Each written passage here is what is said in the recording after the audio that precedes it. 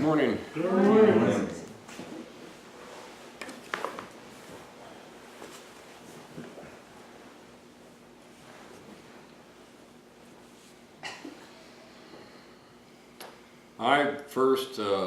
My first marriage occurred in 1966, in February, the latter part of February. As soon as I turned 21, my first wife and I eloped and went down to see the Justice of the Peace in Cambridge, Massachusetts, and got married. She was, at that time, a student at Harvard, and I was a student at Chicago.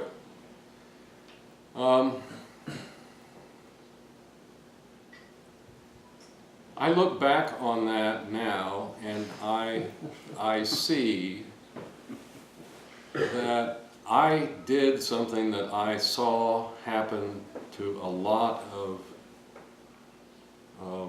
my contemporaries.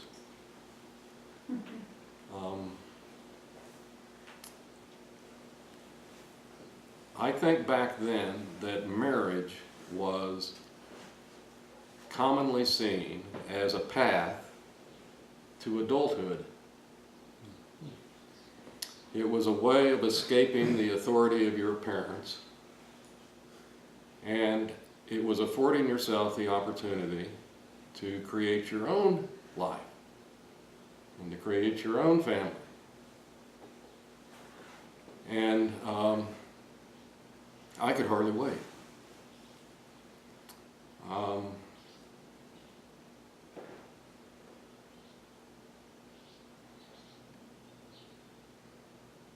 Reality, on the other hand, was quite different, particularly in the latter part of the 60s and the coming decade of the 70s. Because in 1966, the anti-war movement was really gathering some steam, and Timothy Leary was running wild across the landscape. And the first modern wave of the women's movement was starting. So that by the early 70s, 1972 is the date that sticks in my mind, there were some really important social changes that were being called for, and they were trying to implement. For me personally, my life became complicated very quickly because scarcely after we had run off and gotten married, my wife became pregnant. And Charles was born in December the 9th, 1967. So I was immediately settled with a family and with the need to somehow provide for this family. And it certainly was a curtailment of my cavalier behavior as a college student at the University of Chicago and then later in Boston, a graduate student.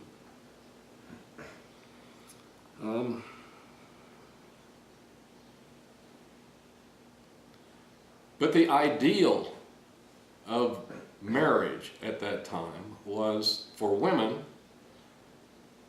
it provided the opportunity to create their own home and their own family. And for the husband, it was the fulfillment of his manhood to a large degree, whatever that means.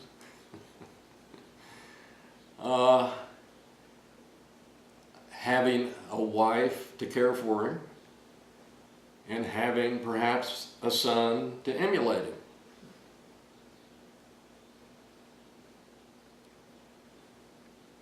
But instead, what in fact, we encountered was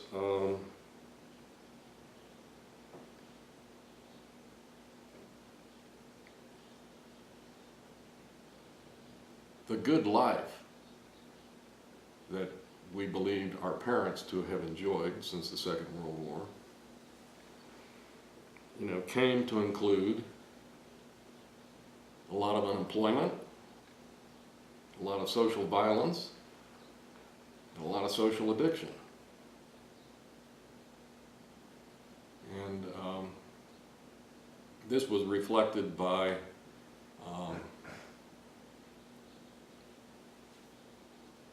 men losing a lot of the power of their labor, and women having to balance their homemaking with the necessity for them to go out and earn a living, because men were no longer capable of earning a wage that was high enough to support a family. And that was the case. That was the case in my marriage. I can remember that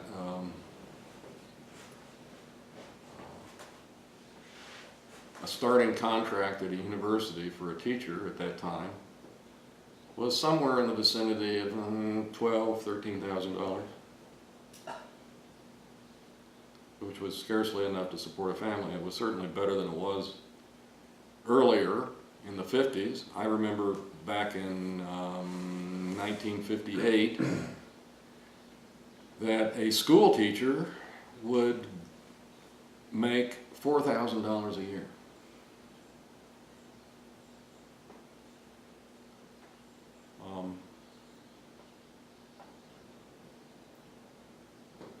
And all of this was also exacerbated by the fact that there was a lot of dissatisfaction with the social institution of marriage in general. Women were waking up to the fact that maybe their needs for intimacy and for communication within those relationships was not being satisfied. And in turn, men were feeling a lot of guilt. I know that I felt a lot of guilt about my awkwardness in that area and my inability to fulfill all of that.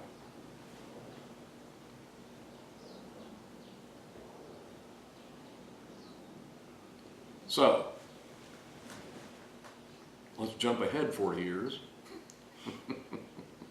How many? 40. 40. And, I think that all of these trends have become ever more intense. Because the institution of marriage itself, as many people have pointed out, is in jeopardy. More than half of the people who get married end up getting divorced.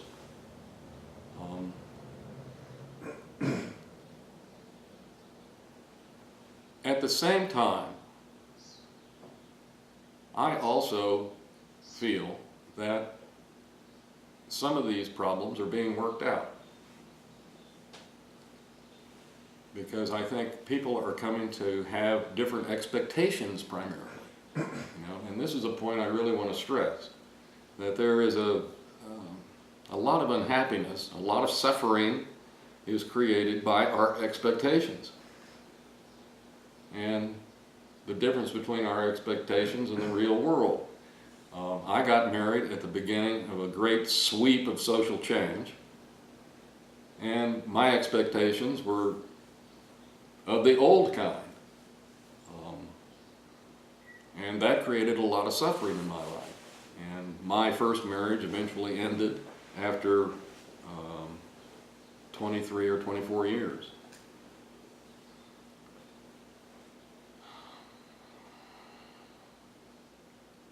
Well, I'm bringing all this up because, I have just gotten back from Alaska, where Linda and I went up there to perform a marriage ceremony for a couple that we have known for a while.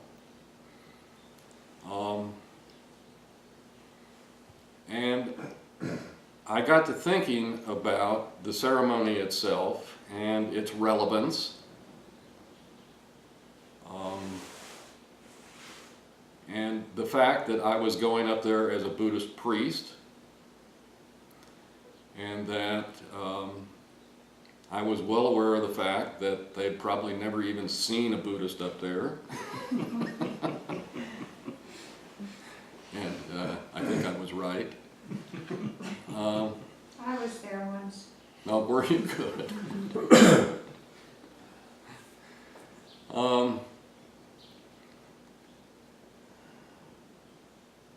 You know, Buddhism has never really had a lot to say about marriage.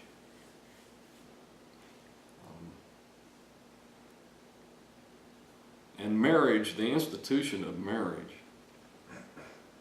is all over the map with regard to what is acceptable and what's not acceptable.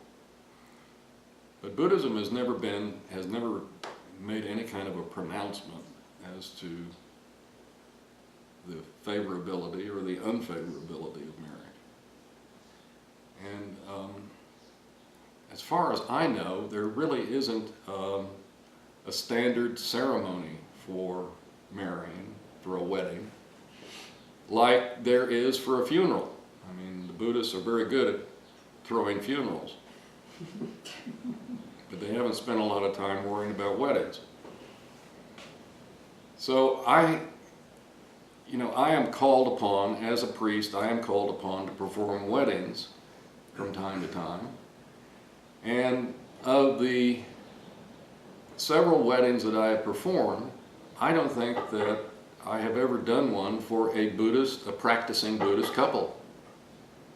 They have always been secular. So I have developed a wedding ceremony that is secular in nature, but at the same time, I've tried to include as much of the Dharma as I can. And it is also a reflection of my awareness of modern tensions within the institution of marriage. And so I'm going to recite for you today what that ceremony is. I'm going to tell you what that is and what I ask these couples to promise. Because I regard this ceremony as an attempt to describe to them what a good marriage looks like. Now, I am presuming that I know that. Excuse me, Sensei, should we couple up? You can. You can. On the same sofa? I also have to be, I also modify this ceremony every time I give it because the people that I'm giving it to are so very different. And in Alaska, I had to be quite aware of the fact that these people are, for the most part, and I met many of them before the ceremony, I'm glad to say, these people are real frontiersmen. I mean, they consider themselves to be such. And they are, in fact, very much that way. They're very down to earth. They don't have a lot of time for what they consider to be woo-woo stuff. And so I had to very carefully watch my language in this ceremony. And this wedding was not off the cuff. This was a big wedding with all the bells and whistles. And it was attended by the A-list of Alaskan society, which included a whole bunch of the Iditarod winners and politicians and all kinds of people like that. But I always begin by making some introductory remarks. And I like to talk about the fact that Buddhism is a path of manifesting your inner potential. Sorry. And for this wedding, I had to say life is a path of manifesting your inner potential. It's a path dedicated to serving others. And thereby helping yourself and others awaken to that potential. Marriage itself is a vehicle of serving others. Each partner serves the other, and marriage becomes a practice ground.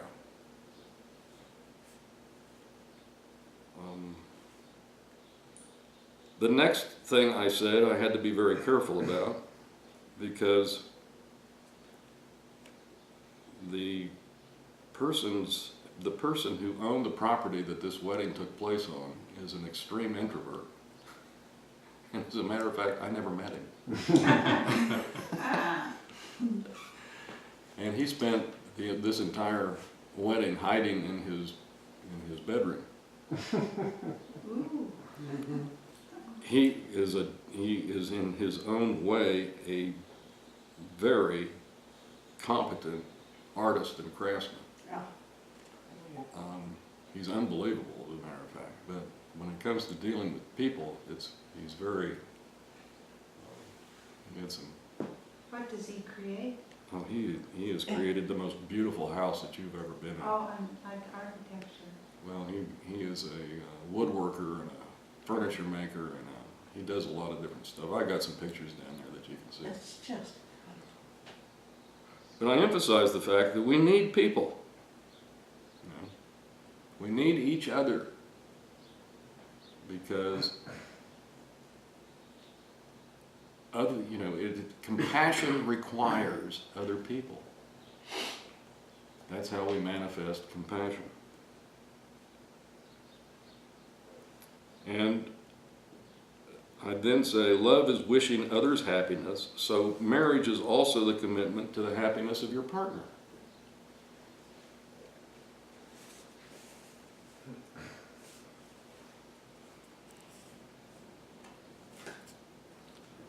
Now here are the vows that I asked these couples to agree to. And there are 8 of them. Sometimes I eliminate 1 or 2 for reasons depending on who I'm speaking to. In Alaska, I decided to leave all of them in. And I start out by saying, do you pledge to help each other develop your hearts and minds, growing compassion, generosity, patience, and wisdom? In other words, are you making a commitment to develop yourself, to realize that potential? The second vow is recognizing that life will not always be smooth and that your minds and emotions will sometimes get stuck in negativity.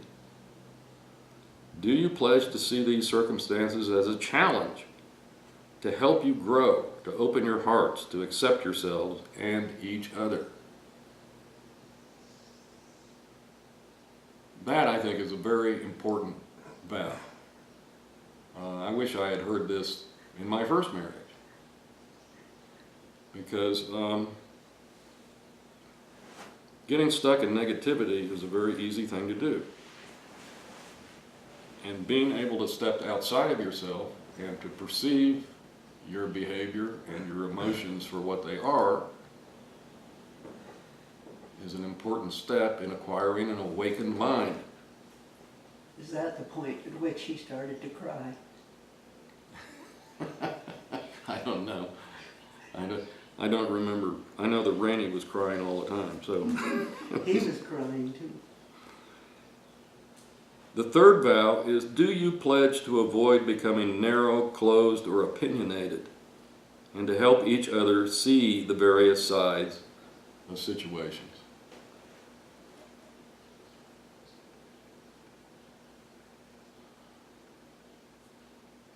In other words, flexibility.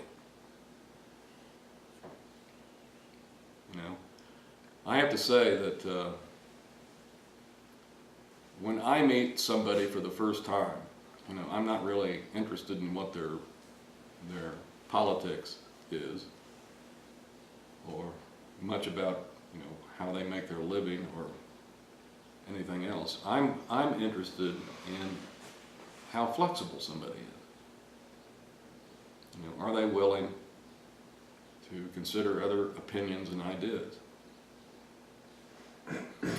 And I have to say that the people that I met up there in Alaska, even though they stand way over on the right side of the political spectrum, were pretty flexible. One of the people that I really had a connection with was a woman who served 2 terms as the Speaker of the House in the Alaskan legislature. And she was a force. She was an extremely capable and intelligent woman. Very conservative. And she had a bumper sticker on the back of her SUV that said, "Closed minds," inside of a circle with a slash through it. And she was very flexible. And we got along great. I would like to have her as a friend.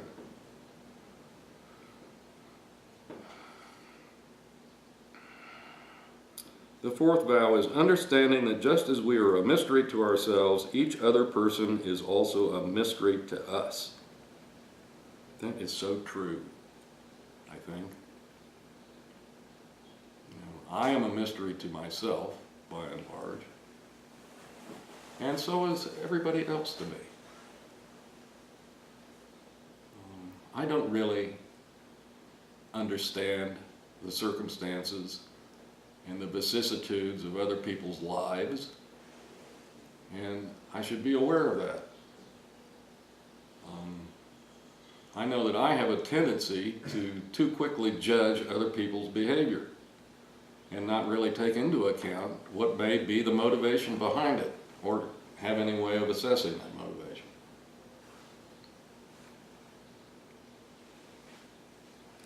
Do you pledge to seek to understand yourselves, each other, and all living beings, to examine your own minds continually, and to regard all the mysteries of life with curiosity and joy?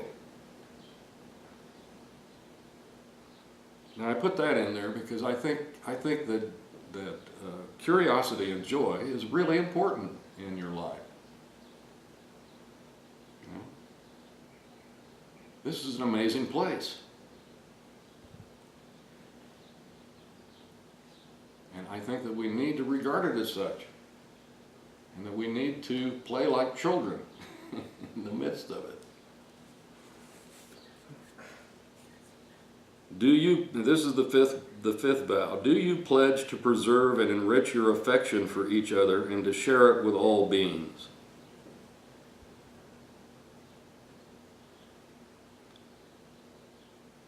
Number 6, do you pledge to remember the disadvantages of ignorance, anger, and clinging attachment, to apply antidotes when these arise in your minds, and to remember the kindness of all other beings and your connection to them?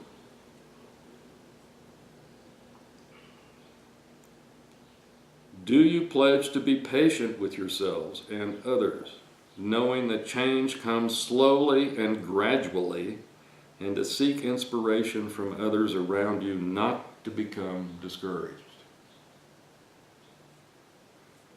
And here is the last vow. Do you pledge to remember that all things are temporary, and to remain optimistic that you can achieve your greatest potential and lasting happiness?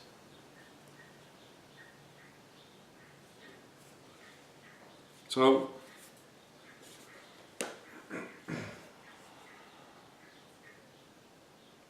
what I'm describing here is a relationship that, first of all, is about communication. You know, any relationship. It doesn't have to be a marriage. It can be a friendship. It can be an acquaintance. Can be a teacher-student. It can be a teacher and a student. It can be any kind of a relationship. It requires communication. I know that in my life I have had a tendency to run away. Like the fellow that owned the property up in Alaska. I mean, I'm an introvert. I know exactly what he was going through. He was also married to an extrovert. Yes, and I am too.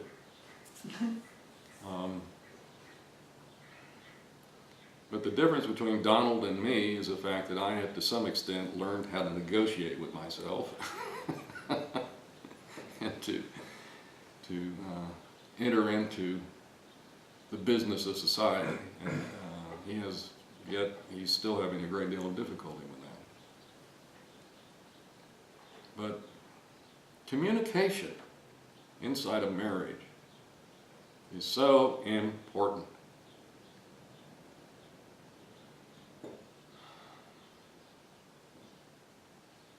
And patience. The Dalai Lama has said that patience is the first and most important virtue of a bodhisattva. You know, being patient with yourself and being patient with your partner or your friends or your students or whatever. Just being patient.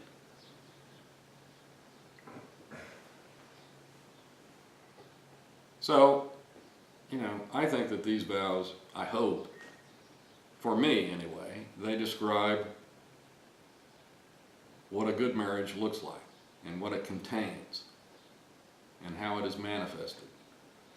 But more than that, I think it also is about what a human being is about and how you manifest yourself as a human being.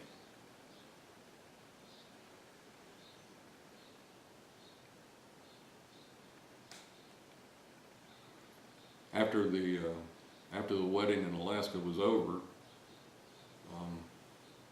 a young man came up to me who was a nephew of the bride and who lived in Washington, D.C.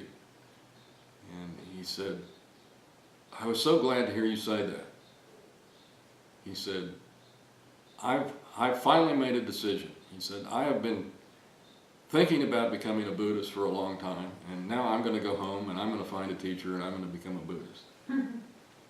Based on what have you said that? Based on the ceremony. Oh, And I hope he does. You know? Just having the aspiration. If you can just generate the aspiration, that's enough. Anybody who walks through that door downstairs is already saved.